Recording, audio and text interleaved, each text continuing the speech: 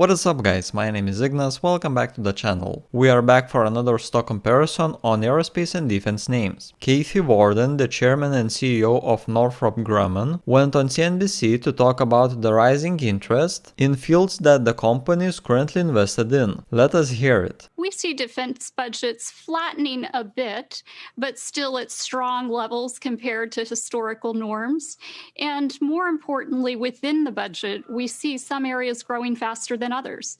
For instance, space, nuclear deterrence, and advanced technologies like artificial intelligence, computing, and next-generation networking. And these are all areas that Northrop Grumman is invested in and is performing in. So space technologies and artificial intelligence are growing industries and will likely get exponential growth in the long term. So for today's comparison, I've picked 3 more aerospace and defense names. These are Northrop Grumman, ticker symbol NOC, General Dynamics GD, and L3Harris Technologies, ticker LHX. In order to make the comparison possible, we will be looking into 8 different factors. Last 4 quarterly earnings results, annual revenue growth, analysts' price targets, forward price to earnings ratio, price to sales ratio, return on equity, current ratio, and dividend yield. The best company under each factor will get a point, so it is possible to have from 0 to 8 points. And in the end, the stock with the most points will be considered the winner of this comparison. I hope that the rules were clear, so let's begin. The first factor we will take into account are the quarterly earnings results. When a company reports earnings, they are compared to expectations of analysts. So earnings can either beat expectations, meet them, or miss them. We will consider that beating expectations is a +1, meeting +0.5, and missing 0. Then we sum up the results to a minimum of 0 and a maximum of 4, and in the end, the stock with the highest sum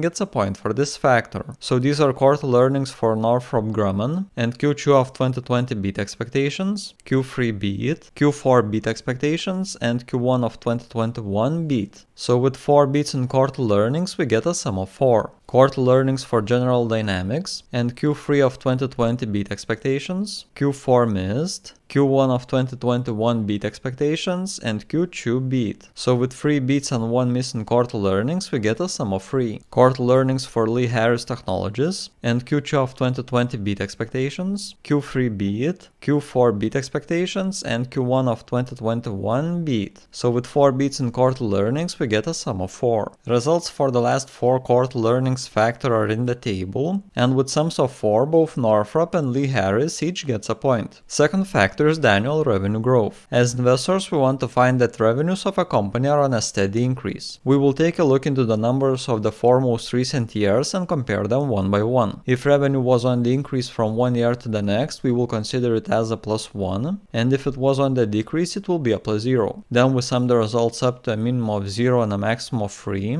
and in the end, the stock with the highest sum gets a point for this factor. So here we have annual revenues for Northrop, and going into 2018 there was an increase to $30.09 billion US. Then into 2019 we had an increase to $33.84 billion, and going into 2020 there was another increase to $36.8 billion. So with 3 increases in annual revenues, we get a sum of 3. Annual revenues for General Dynamics, and going into 2018 there was an increase to $36.19 billion US. Then into 2019 we had another increase to $39.35 billion, and into 2020 there was a decrease to $37.92 billion. So with 2 increases and 1 decrease in annual revenues, we get a sum of 2. Revenues for L3Harris Technologies, and into 2019 there was an increase to $6.8 billion US. Then into 2020 we had an increase to $18.53 billion, and then into 2021 there was a decrease to $18.19 billion.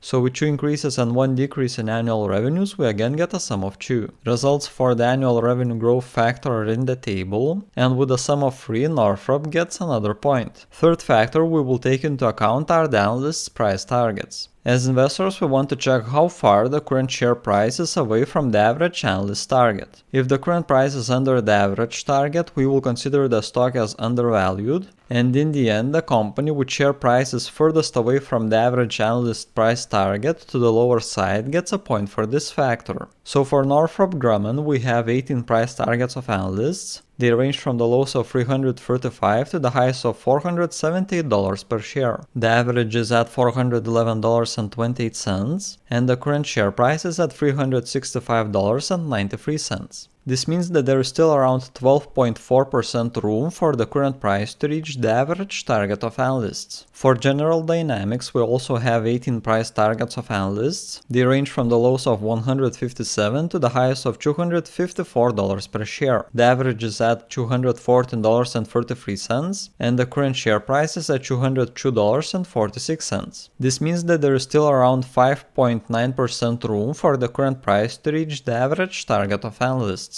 For L3Harris Technologies, we have 17 price targets of analysts. They range from the lows of $226 to the highs of $292 per share. The average is at $253.18, and the current share price is at $231.74. So there is still 9.3% room for the current price to reach the average target of analysts. Results for the analysts' price targets factor are in the table, and with the highest percentage, Northrop gets another point. Factor number 4 is the forward price to earnings ratio. It is calculated by taking the current share price and dividing it by the estimated future earnings per share. This is the standard price to earnings calculation, with the difference that earnings here are predicted by analysts. So in the end, the stock with the lowest forward price to earnings ratio gets a point for this factor. For Northrop, the forward price to earnings is at 14.09. Forward price to earnings for General Dynamics is at 16.25. And L3Harris has a forward price to earnings at 16.14. Forward price to earnings ratios are in the table, and with the lowest value, another point goes to Northrop Grumman. Next factor will be the price to sales ratio. It is calculated by taking the company's market cap and dividing it by the trailing 12 months worth of sales. The formula suggests to be looking for a company with a low market cap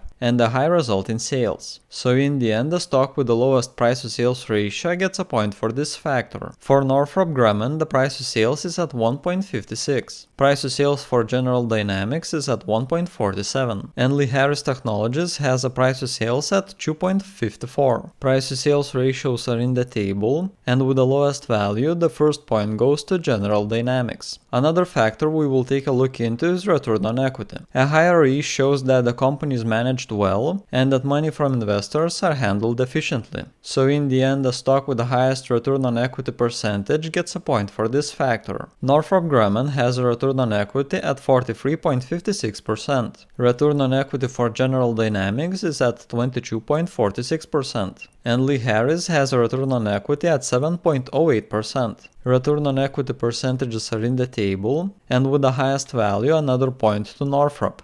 Factor number 7 will be the current ratio. It is calculated by taking the current assets and dividing them by the current liabilities. As investors, we want to find that the company is able to cover its debts with assets, but also that they are still being leveraged. So in the end, the stock with the highest current ratio under 3 gets a point for this factor. Northrop has a current ratio at 1.49. Current ratio for General Dynamics is at 1.44. And L3Harris Technologies has a current ratio at 1.7. Current ratios are in the table, and with the highest value under 3, L3Harris gets another point. The last factor we will take into account is the dividend yield. It is calculated by taking the annual dividend per share and dividing it by the share price. A high yield may suggest that the company is sharing profits with shareholders, and that is a great passive income source that we as investors are looking for. So in the end, the stock with the highest dividend yield percentage gets a point for this factor. Northrop Grumman is paying an annual dividend of $6.28 per share, which is a yield of 1.72%. The annual dividend for General Dynamics is at $4.76 per share, which makes a dividend yield at 2.35%. And L3Harris is paying an annual dividend of $4.08 per share, which is a yield of 1.76%. Dividend yields are in the table, and with the highest percentage, one more point goes to General Dynamics. We can calculate the results, so Northrop has 5 points, General Dynamics 2, and L3Harris also 2. This means that with a sum of 5, Northrop Grumman is considered the winner of this comparison. And that was it. If you got value or new ideas, then make sure to push that thumbs up, it helps the channel a lot. Now there is a question for you: which aerospace and defense names are you buying into? Share your best picks in a comment below. If you are interested in getting notified exactly when I buy or sell in stock, then consider joining memberships. By becoming a member, you will get access to Discord, where I share my stock watchlist and moves exactly when I do them. This could be a great option to track my buys and sells closely.